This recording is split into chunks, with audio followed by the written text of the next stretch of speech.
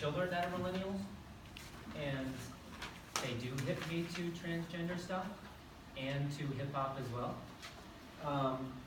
So, for instance, the LGBT, I know that one, but the QIA, I didn't know what that was until just recently. And I got a Kendrick Lamar CD for Christmas too. Okay.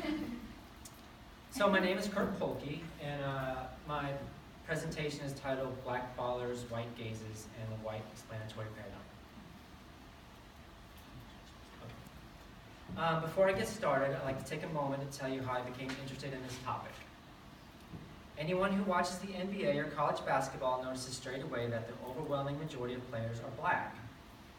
This was not lost on me as a 10-year-old when I asked my father why.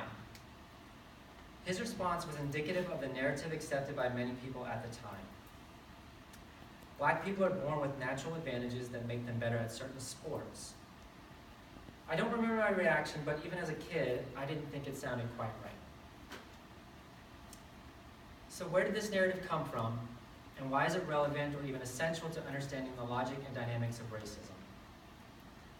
This leads me to my research question: how is it that race and racism remain resilient while the discourses surrounding them have changed? So why examine this question in the context of sport? Sport is a bedrock of the American ethos and a seemingly benign constructor of modern culture.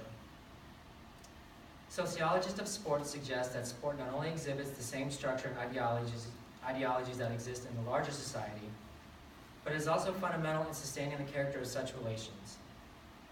The logic endemic to my argument is that within the field of sport, race is used to regulate blacks and whites differently, if not in direct opposition to one another.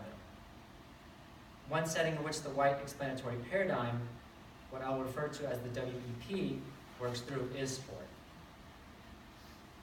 Sport presents itself as a case study for corporeal investigation because it is an institution built upon bodies. It is bodies that are at the center of race scholarship, and it is sports scholarship that is hyper-focused on black athletes, i.e. black bodies. Bodies are the physical instantiation of power and representation. Sociologist Pierre Bourdieu suggests that sport is a field jockeying for power within the larger field of power with a purpose to legitimate the body and to regulate the correct use of the body. Here, sport becomes an institution which inscribes racial categories and hierarchies onto bodies, affirming power and promoting racist stereotypes. So what exactly is the WEP? That is a tough question for me to answer. It's not a material thing per se. It doesn't have members necessarily. It's more about what it does than what it is. The WEP works to accommodate and reconcile black transcendence, to provide a new explanatory frame for those incidents of racialization that confront, confound, and contradict existing racial logics. Is it dynamic? Michelle Alexander explains as, quote, the process through which white privilege is maintained through the rules and rhetoric of change. The white explanatory paradigm is a tool used not only to re-articulate black accomplishment as a natural occurrence, but also to accommodate and reconcile black transcendence. Here I'll situate the WEP in an historical context. Throughout the 18th and 19th centuries, whites by and large considered themselves not only superior intellectually, but also physically. In fact, from the moment the first black man was dropped over the ramparts into the midst of white America, as W.E.B. Du Bois said, the popular trope became that black people were feeble and weak. However, by the late 19th century, the tide was beginning to turn, and black athletic achievement was threatening this narrative. In an effort to downplay the significance of black entrance into sports, white commentators changed the discourse and changed the frame. Racial differences in anatomy and physiology became ways to rationalize athletic accomplishment and thus used to hem in any assertions that talent and expertise were the outgrowth of anything but the natural athletic privileges blacks were born with. Moreover, whites were able to give up dominance in sport without feeling any significant loss, because they were able to keep and promote the so-called valuable attributes like intelligence, integrity, and hard work for themselves. In fact, white accomplishment in sport becomes the result of these character traits. and in this manner reifies the white monopoly on virtue in and out of sport. When scientists posit evidence suggesting biological, genetic, and physiological differences between races, their findings are often accepted as truth, especially if their research reinforces existing racist schemas and their findings seem to make sense. It is this critical unquestioning or uncritical acceptance that has positioned science since the Enlightenment as the foremost institution propagating the natural-born black athlete myth. And it is science that has supplied the ammunition and gravitas to the WEP. Case in point, in 1936, Dean Cromwell, head coach of the U.S. Olympic track team, invoked biological determinism when he stated that Jesse Owens' domination was because he is, quote, closer to the primitive than the white man. Cromwell went on to say, after all, it was not long ago that his ability to sprint and jump was a matter of life and death.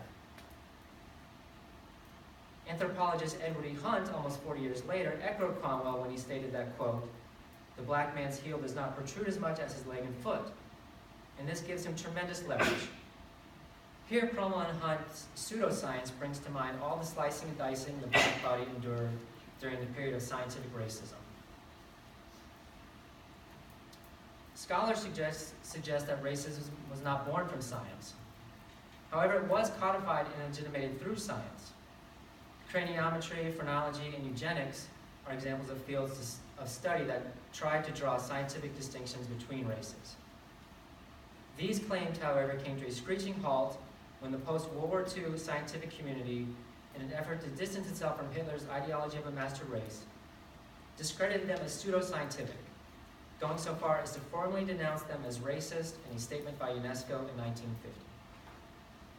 Okay, so far we know that 1, sport is a space pregnant with possibilities for the WP, or the white explanatory paradigm, to work or work through. The WP is a scheme used by those in dominant positions to reaffirm their supremacy, and the WP explains through so-called science that black accomplishment in sport is because blacks are born better athletes. Now the question becomes, if these scientific explanations have lost credibility, then how does the myth of the advantaged black athlete persist? The thing is, schemes like the WP do not care if what it says is true. Working under the supposition that biological or genetic claims can no longer be made, where does the WEP go to do its dirty work? I suggest it shifts to a location not so obvious, disciplines that are important to all of us here. Today, the most credible explanations have come from social scientists, who argue that black achievement in a few sports is due to many social factors.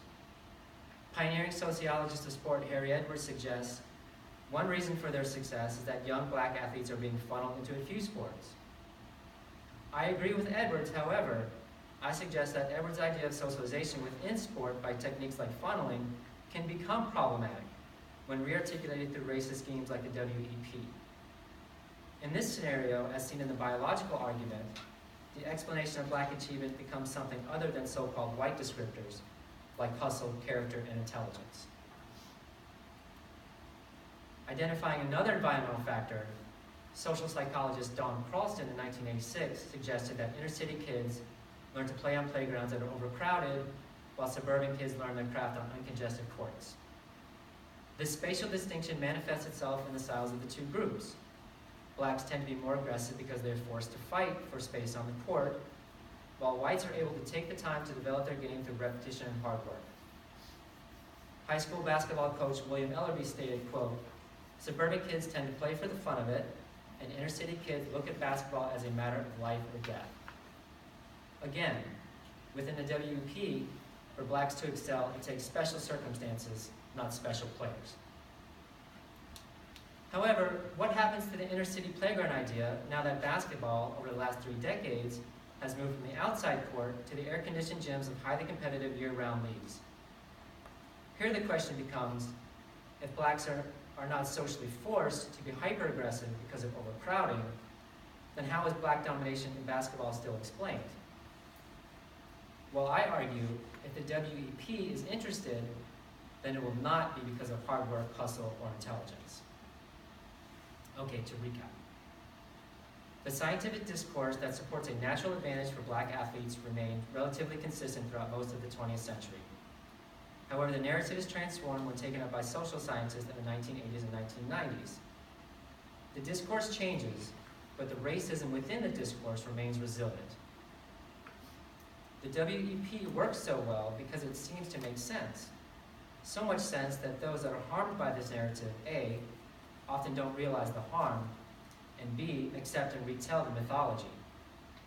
In this sense, whites are not the only ones susceptible of believing or using biological explanations for black superiority. 2 examples.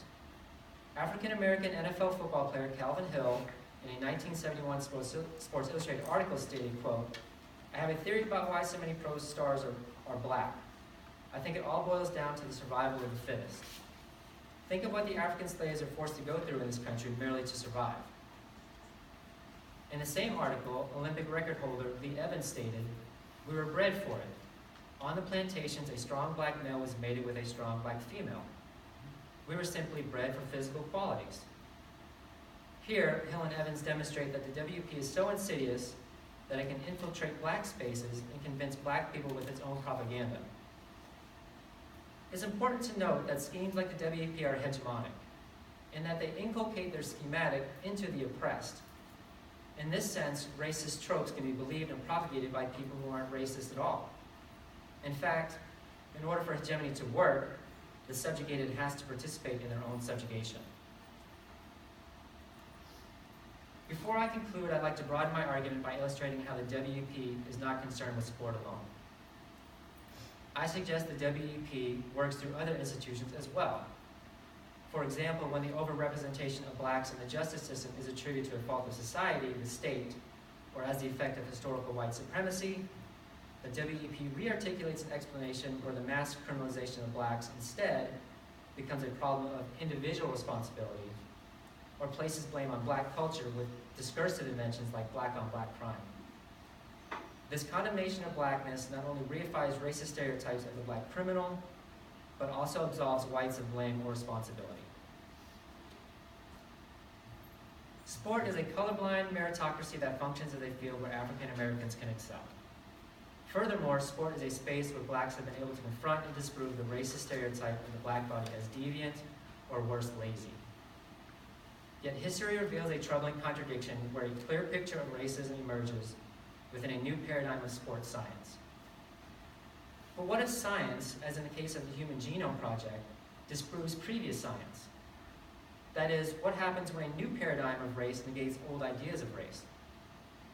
Then the oppressor has to rely on other schemes and tactics.